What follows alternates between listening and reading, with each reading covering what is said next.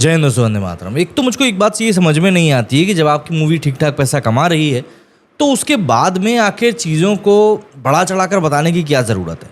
हाँ, थोड़ा बहुत कम ज़्यादा चलता है, लेकिन ये रिकॉर्ड के पीछे पड़े रहना कि नहीं इस मूवी ने इसका रिकॉर्ड तोड़ दिया, उस मूवी ने उसका रिकॉर्ड तोड़ दिया, ये तो लिटरली समझ में नहीं आता कि आखिर इससे कौन सा ही सेटिस्फेक्शन अचीव हो जाता है। थलपति विजय की मूवी जो है गोट अभी लास्ट वीक रिलीज़ हुई है। काफ़ी अच्छा फैन से उसको रिस्पांस मिल रहा है और जैसा कि साउथ इंडियन मूवीज़ में देखा जाता है कि शुरुआत में पब्लिक एकदम भर भर कर थिएटर में मूवी देखने के लिए आती है, ऐसा ही इस मूवी के साथ में भी हो रहा है। बढ़िया तरीके से पब्लिक जा रही है थिएटर देखने के लिए मूवी को। बट जो मेकर्स हैं वो कलेक्शन को, मतलब ओवरसीज़ कलेक्शन जो है स्पेशली, वो इंडिया में जितना हुआ है उससे भी ज़्यादा ओवरसीज़ कलेक्शन रिपोर्ट किया जा रहा है। अब देखिए इसमें कितनी सच्चाई है और कितनी नहीं है, ये तो खैर अब ये मेकर्स ही जाने और इसके पीछे की क्या बड़ी वजह है ये भी वही समझ सकते हैं। बट अगर at this current point of time अगर हम लोग बात करें तो सबसे बड़ा जो एक फैक्टर निकल कर आता है वो ये है कि पब्लिक इन सब चीज़ों को आज की तारीख में बहुत आसानी से रीड कर लेती है और अगर कहीं पर भी मैनिपुलेशन की थोड़ी बहुत भी गुंजाइश दिखती है तो पब्लिक उसको बिल्कुल पॉइंट आउट भी कर देती है।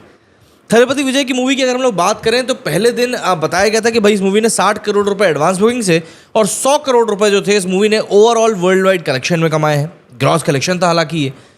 अब देखिए थर्सडे के अगर हम कलेक्शन की बात करें तो थर्सडे का इसका इंडिया में जो नेट कलेक्शन हुआ था वो 44 करोड़ रुपीज़ हुआ था। 44 करोड़ रुपीज़ के अगेंस्ट में जो उसका डे 2 को कलेक्शन हुआ था वो करीब 25 करोड़ का हुआ था। इसमें 42% का एक सिग्निफिकेंट ड्रॉप था, आपको ये ध्यान रखना पड़ेगा। हालांकि फ्राइडे एक वर्किंग डे था तो उसके कारण भी ये नुकसान हो सकता है। सैटरडे की बात करें जो कि रिलीज़ का तीसरा दिन था, 31% की ग्रोथ देखी गई और 33.5 करोड़ का कलेक्शन हुआ। इसके अलावा यहाँ पर आप एक चीज़ देखिए कि डोमिनेंटली यहाँ पर सिर्फ और सिर्फ तमिल लैंग्वेज में ही कलेक्शन जो है बहुत ज़्यादा निकल कर आ रहा है। तमिल में जैसे फर्स्ट डे 39 करोड़ हुआ, दूसरे दिन 22 करोड़ हुआ, तीसरे दिन 29 करोड़ हुआ। अब अगर हम बात करें कल यानी कि संडे की, तो संडे को इस मूवी ने करीब 34 करोड़ रुपीज़ का कलेक्शन किया है। सैटरडे की तुलना में मात्र 2% का इजाफा हुआ है।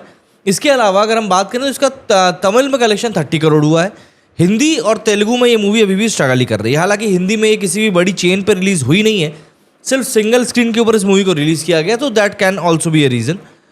इसके अलावा टोटल की अगर हम बात करें तो इसका इंडियन नेट कलेक्शन जो है इन टोटल अभी 137 करोड़ रुपीज़ हो चुका है। तमिल में इसने अकेले तमिल में इसने 121 करोड़ का कलेक्शन किया, हिंदी में 8.3 का और तेलुगु में 7.8 करोड़ का। अब इस समय अगर हम वर्ल्ड वाइड ग्रॉस कलेक्शन की बात करें तो मेकर्स की तरफ से क्लेम किया जा रहा है कि इस मूवी ने 300 करोड़ से भी ज़्यादा का कलेक्शन कर लिया है। 300 करोड़ से भी ज़्यादा।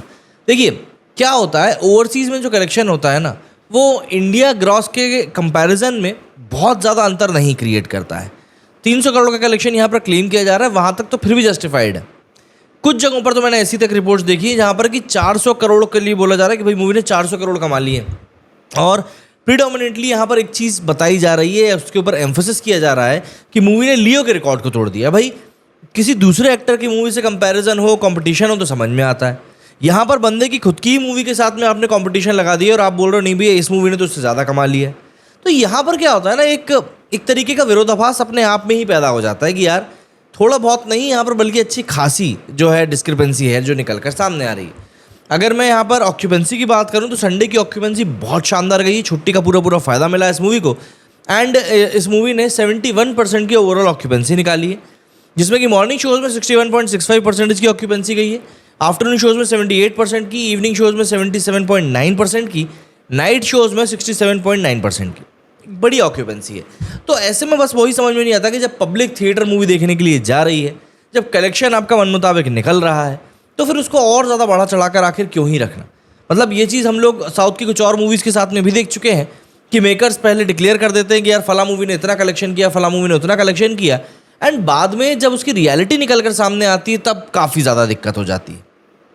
कमेंट करके आप मुझे बताइए कि आपका थलपति विजय की इस मूवी के बारे में क्या कुछ कहना है। मेरे इस वीडियो फिलहाल इतना ही। जय हिंद, जय भारत।